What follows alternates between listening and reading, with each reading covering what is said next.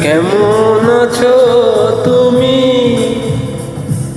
ঝুঁকি হতে পেরেছ কি না জানতে বড় সাধ হয়।